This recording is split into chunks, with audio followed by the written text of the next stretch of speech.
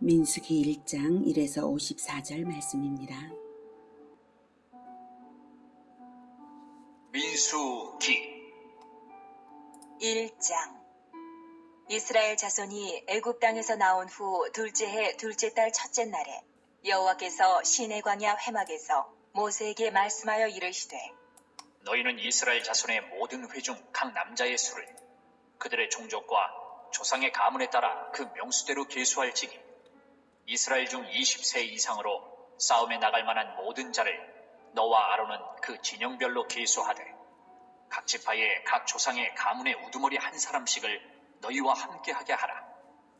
너희와 함께 설 사람들의 이름은 이러하니 르우벤 지파에서는 스데울의 아들 엘리술이요. 네, 사랑하는 형제 여러분, 8월 20일 토요일 새벽 묵상에 오신 것을 환영합니다.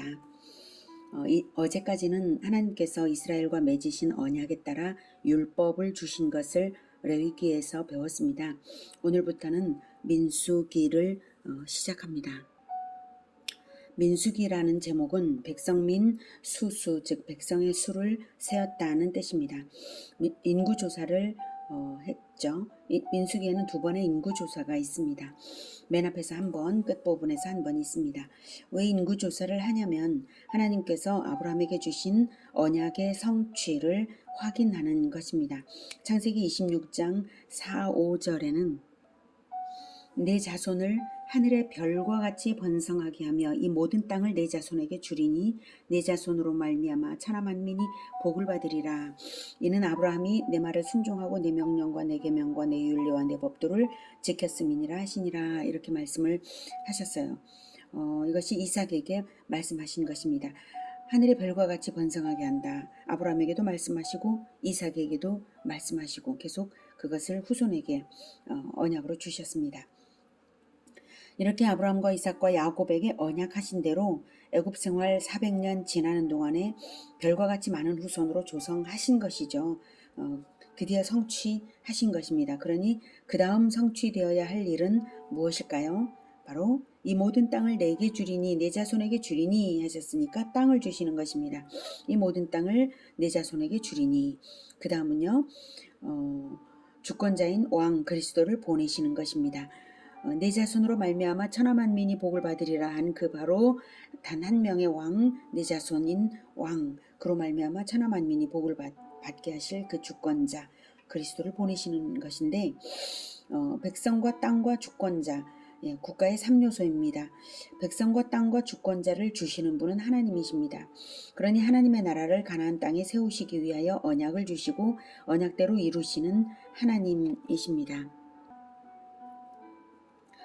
그런데 만약 이스라엘 백성이 율법은 받아놨지만 언약을 잊어버리면 국가고 뭐고 없는 것이죠. 땅이 있다고 해서 인구가 많다고 해서 율법이 있다고 해서 국가가 되는 것이 아닙니다. 땅과 인구와 율법이 있어야지만 그 백성과 그 왕이 그 언약으로 연합되어야만 그 백성들이 그 왕의 언약을 지켜야만 나라가 되는 것입니다. 그래서 언약에 대한 올바른 태도가 나라를 지키는 것입니다. 언약이 땅과 백성과 주권자를 통합하는 것입니다. 언약이 잊혀지면 망하는 것이죠. 그 주권자를 보내시기 전에 언약의 율법으로 백성들을 잘 훈련시키는 것이 필요하죠.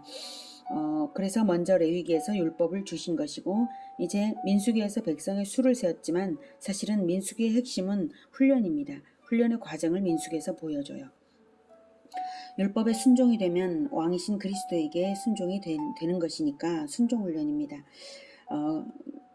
하나님의 아들이 왕이 되어 하나님이 주신 땅에서 하나님의 율법으로 다스림을 받는 하나님의 백성들, 이것이 바로 하나님 나라 신정왕국입니다. 하나님의 비전은 바로 그런 하나님 나라를 건국하는 것이고 그것은 수천 년 동안 하나님께서 이루어 오고 계셨던 것입니다. 자, 이렇게 국가의 3요소를 한 단계 한 단계씩 이루기 위하여 먼저 인구 조성을 하시고 율법을 주셨고요. 이제 민수기에서 언약의 1차적 성취를 확인하고 하나님 나라 인구를 확정하는 것입니다. 자, 1절에서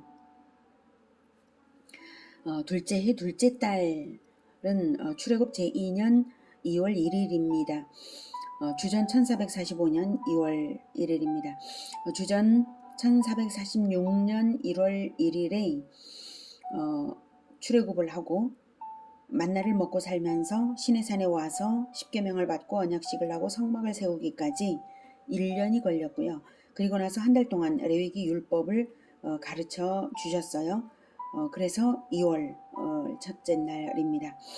그래서 이제 언약식도 했고 율법도 받았고 성막을 세웠으니까 하나님도 늘 함께 하시겠다 하시고 성막에 늘 계시죠. 이제 출정을 하기 전에 먼저 인구조사를 해야 군대를 조직하고 행정조직도 편성하는 것입니다. 그래서 2절에서 남자의 수를 조상 가문에 따라 세는 것이고 3절에서 20세 이상 싸움에 나갈 만한 자를 셉니다.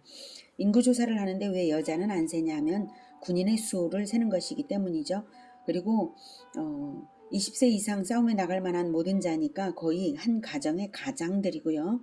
그렇게 세었더니 60만 3,550명이 되었습니다. 아내와 두 자녀는 그들에게 소속되어 있기 때문에 가장들만 세워도 되고 됩니다. 그래서 소속된 사람들까지 다 포함해서 생각해 볼 때 어림잡아도 약 200만 명 정도 되는 인구수였던 것입니다. 이것이 하나님의 신실하심입니다. 700년 전 아브라함에게 약속하신 대로 이루셨죠. 이것이 대단한 것은 지구상에서 400년 만에 70명이 200만 명으로 3만 배 인구 증가한 사례는 없습니다. 오직 하나님이 하신 일이기에 이스라엘에게는 가능했습니다. 이렇게 인구를 증가시키기 위해서 애굽으로 들여보내시고 드넓은 목초지 고센 땅에서 살면서 먹을 것에 걱정 없게 하시고 노예로 살면서 전쟁에 나가지 않게 하시고 보호하신 것이죠. 하나님의 치밀하심이 정말 놀랍습니다. 그렇게 드디어 이렇게 약속대로 했다. 이렇게 확인시켜 주시는 것이 민수기 1장에서는 느껴지는 것입니다. 자, 이제 6절부터는 하나님께서 지도자를 세워서 인구조사를 할 때 각 지파의 지도자들을 말씀하시는 거예요. 6절, 5절부터 너희와 함께 설 사람들의 이름은 이러하니 르우벤 지파에서는 스데울의 아들 엘리술이요 시므온 지파에서는 수리사대의 아들 슬루미엘이요 유다 지파에서는 암미나답의 아들 나손이요 이사갈 지파에서는 수알의 아들 느다넬이요 스불론 지파에서는 헬론의 아들 엘리압이요 요셉의 자손들 중 에브라임 지파에서는 암미우스의 아들 엘리사마요 므낫세 지파에서는 부다술의 아들 가말리엘이요 베냐민 지파에서는 기드고니의 아들 아비단이요 단 지파에서는 암미사대의 아들 아이에셀이요 아셀 지파에서는 오그란의 아들 바기엘이요 갓 지파에서는 두엘의 아들 엘리아삽이요 납달리 지파에서는 에난의 아들 아이라이니라 하시니 그들은 회중에서 부름을 받은 자요 그 조상 지파의 지휘관으로서 이스라엘 종족들의 우두머리라. 이렇게 하나님이 선정하신 대로 지도자를 세워서 인구조사를 했고요. 17절부터는 모세와 아론이 지명된 이 사람들을 데리고 둘째 달 첫째 날에 온 회중을 모으니 그들이 각각 종족과 조상의 가문에 따라 20세 이상인 남자의 이름을 자기 계통별로 신고하매 여호와께서 모세에게 명령하신 대로 그가 시내 광야에서 그들을 계수하였더라. 인구조사가 하루 만에 이루어질 수 있었던 이유는 출애굽기 30장에서 성막 건축을 위한 속전 징수 때에 사실은 이미 정확하게 인구조사가 이루어졌습니다. 그것을 재확인하는 작업만 한 것이어서 속전속결로 이루어졌고요. 그때와 숫자가 똑같았습니다.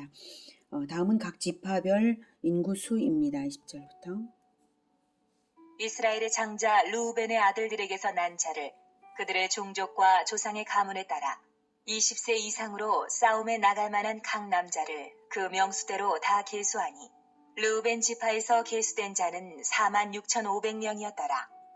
시므온의 아들들에게서 난 자를 그들의 종족과 조상의 가문에 따라 20세 이상으로 싸움에 나갈 만한 각 남자를 그 명수대로 다 계수하니 시므온 지파에서 계수된 자는 59,300명이었더라.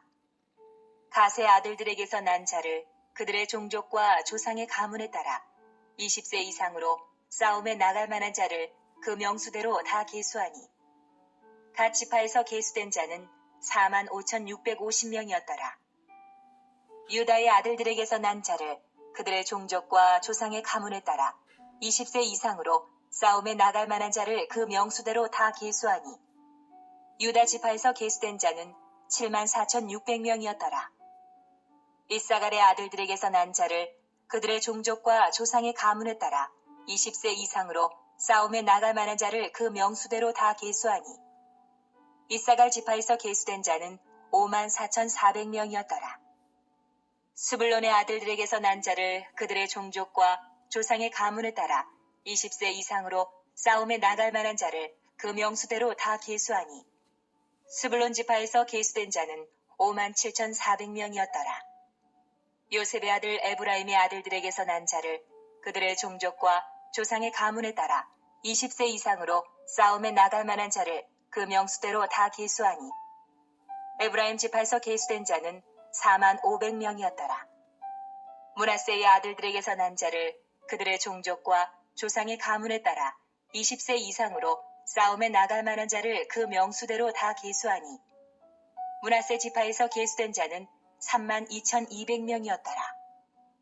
베냐민의 아들들에게서 난 자를 그들의 종족과 조상의 가문에 따라 20세 이상으로 싸움에 나갈 만한 자를 그 명수대로 다 계수하니 베냐민 지파에서 계수된 자는 35,400명이었더라. 단의 아들들에게서 난 자를 그들의 종족과 조상의 가문에 따라 20세 이상으로 싸움에 나갈 만한 자를 그 명수대로 다 계수하니 단 지파에서 계수된 자는 62,700명이었더라.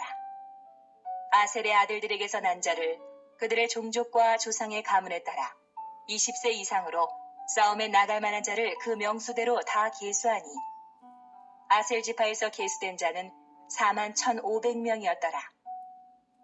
납달리의 아들들에게서 난 자를 그들의 종족과 조상의 가문에 따라 20세 이상으로 싸움에 나갈 만한 자를 그 명수대로 다 계수하니 납달리 지파에서 계수된 자는 53,400명이었더라.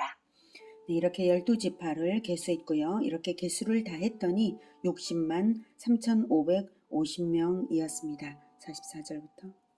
이 계수함을 받은 자는 모세와 아론과 각기 이스라엘 조상의 가문을 대표한 12지휘관이 계수하였더라. 이같이 이스라엘 자손이 그 조상의 가문을 따라 20세 이상으로 싸움에 나갈 만한 이스라엘 자손이 다 계수되었으니 계수된 자의 총계는 60만 3,550명이었더라. 네, 그런데 이 인구조사에서 제외된 지파가 있었습니다. 47절부터. 그러나 레위인은 그들의 조상의 지파대로 그 계수에 들지 아니하였으니 이는 여호와께서 모세에게 말씀하여 이르시되 너는 레위 지파만은 계수하지 말며 그들을 이스라엘 자손 계수 중에 넣지 말고 그들에게 증거의 성막과 그 모든 기구와 그 모든 부속품을 관리하게 하라.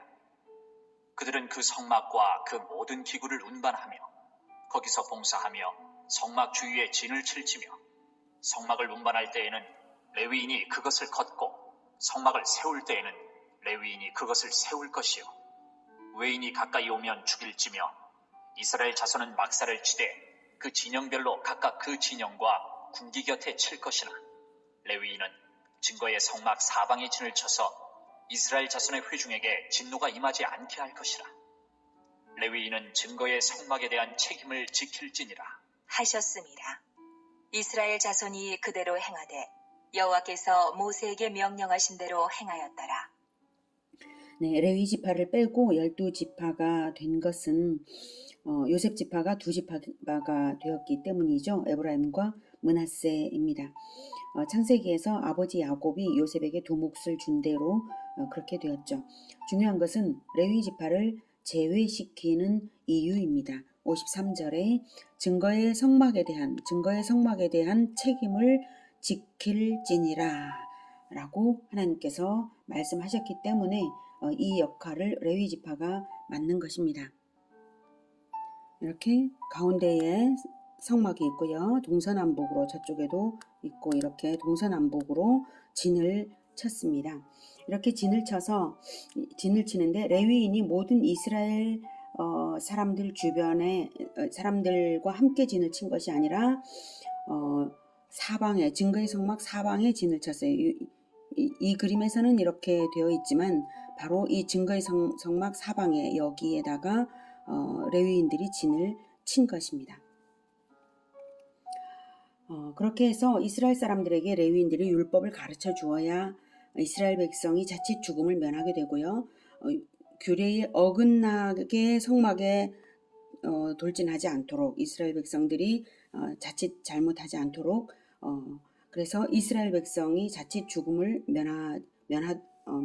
죽음을 당하지 않도록 하는 것입니다. 레위인들이 율법을 가르쳐 주지 않으면 하나님에 대한 예법을 알 수가 없잖아요.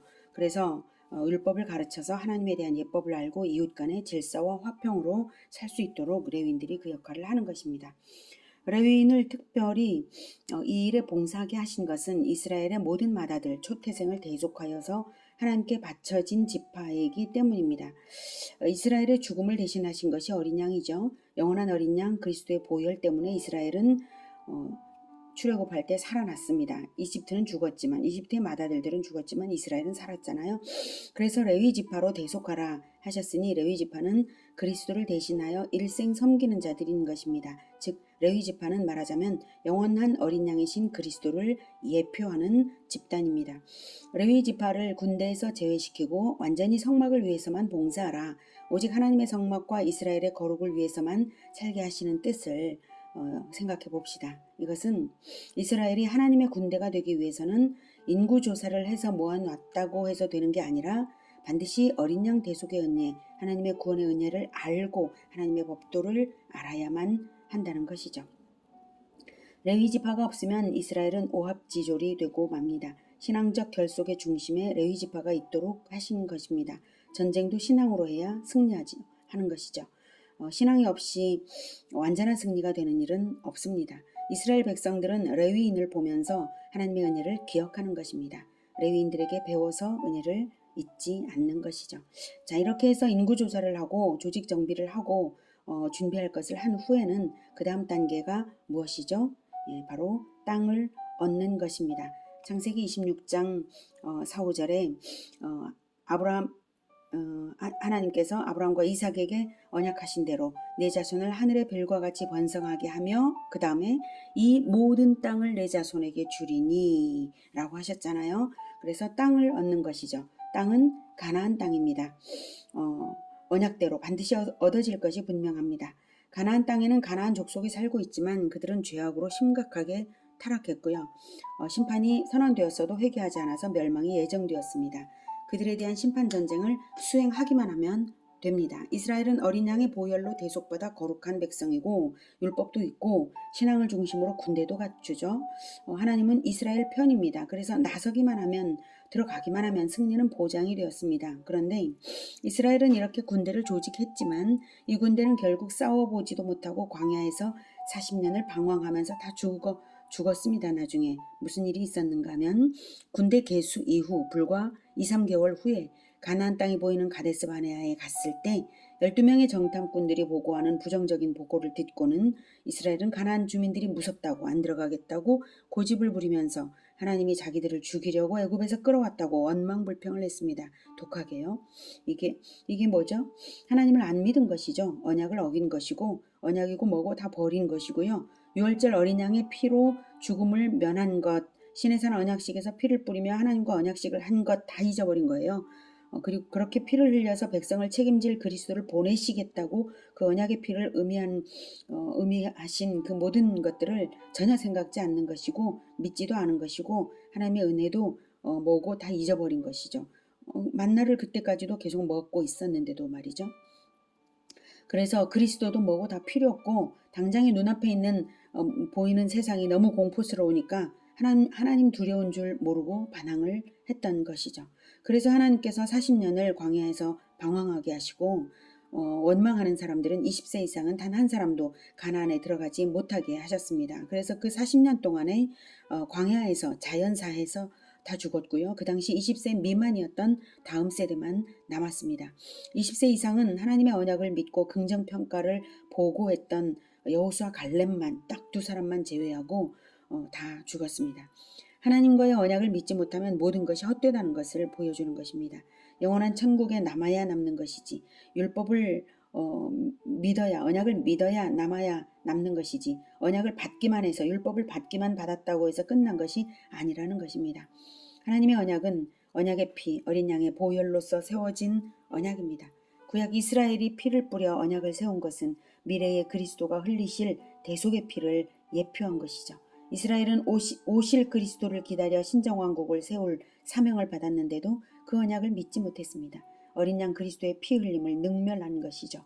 그런 사람들이 율법을 지킬 리가 없죠. 그리스도를 왕으로 기다릴 리가 없죠. 어린 양 그리스도의 보혈의 은혜를 잊어버리면 구원을 잃은 것입니다. 그래서 어린 양의 노래를 부르는 군대가 되어야만 그것을 잃지 않고 구원을 잃지 않고 승리하는 것이죠. 자, 이제 어린 양의 노래를 불러 승리한 군대를 보겠습니다. 요한계시록 14장 1에서 5절입니다.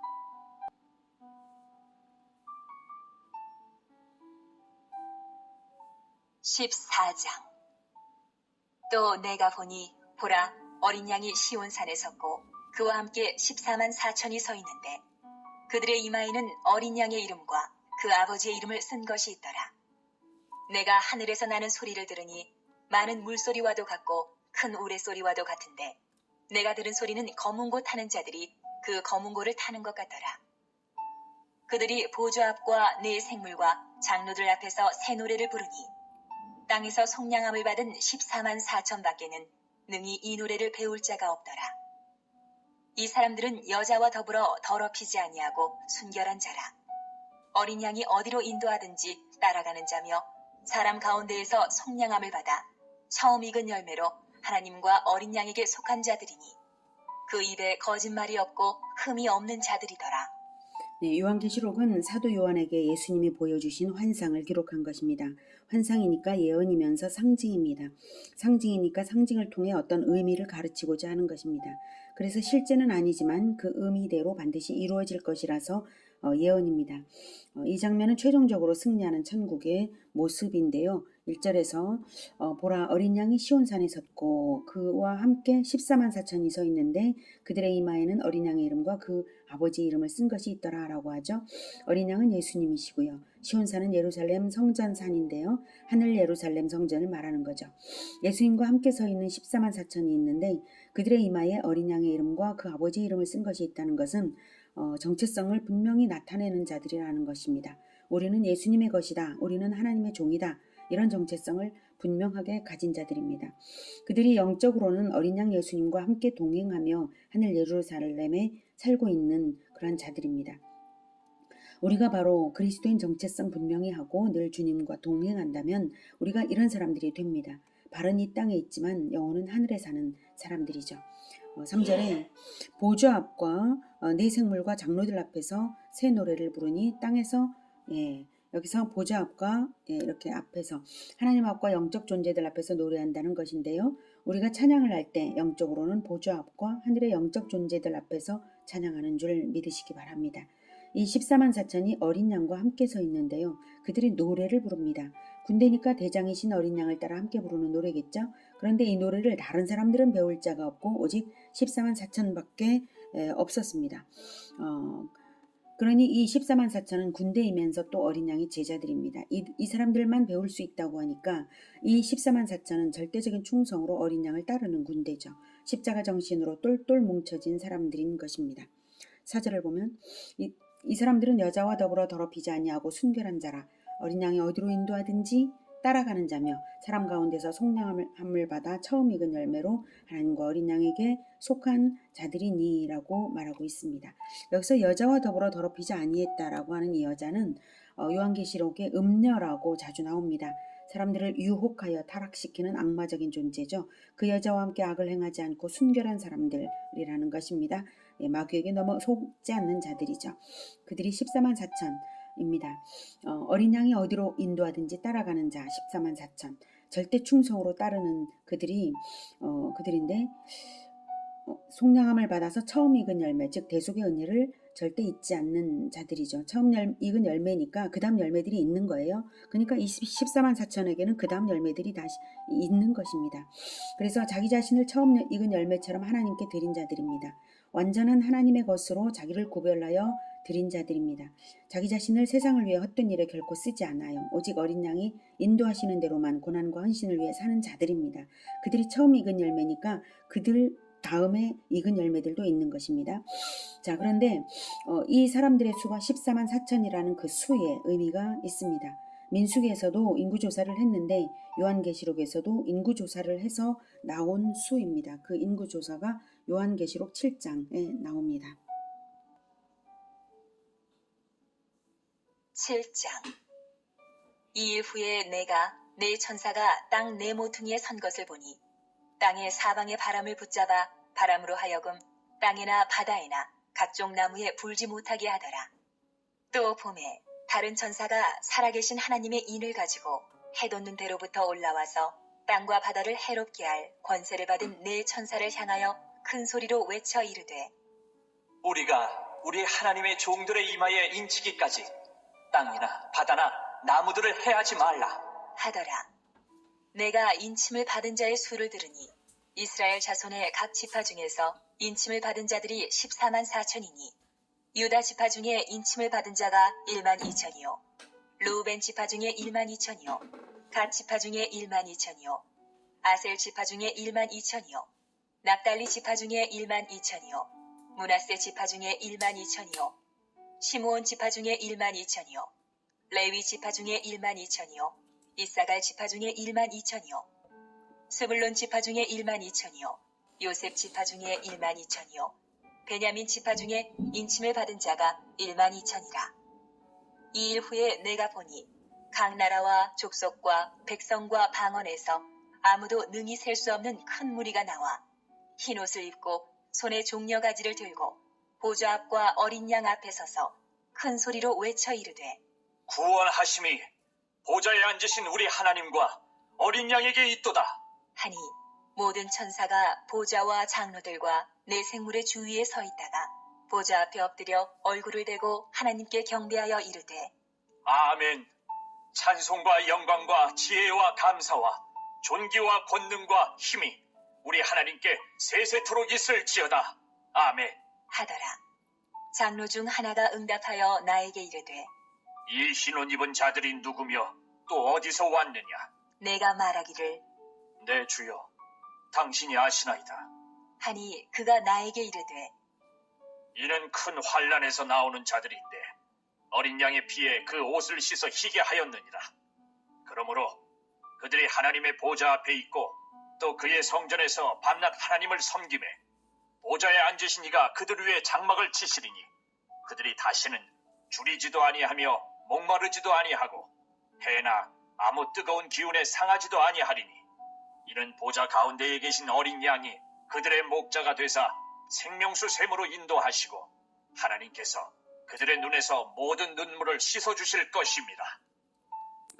네, 9절에 보면 아무도 능히 셀 수 없는 큰 무리라고 하죠. 14만 4천이 어느 순간 보니 이렇게 아무도 능히 셀 수 없는 큰 무리가 되었습니다.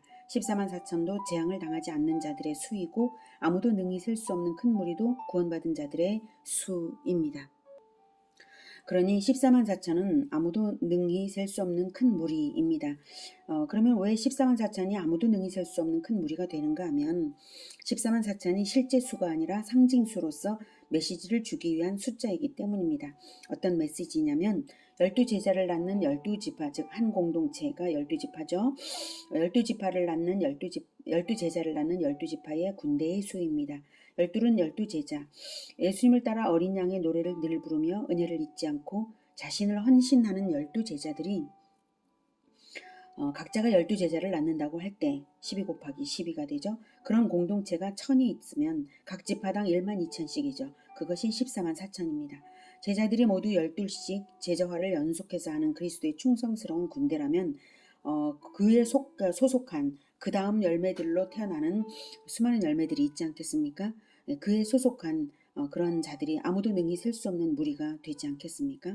그래서 어린 양의 노래를 부르는 자들은 보혈의 은혜를 결코 잊지 않는 충성 제자들이고 그들이 14만 4천이고 아무도 능히 셀 수 없는 큰 무리를 자기에게 소속시켜서 예수 그리스도께 소속된 바로 그 자들인 것입니다.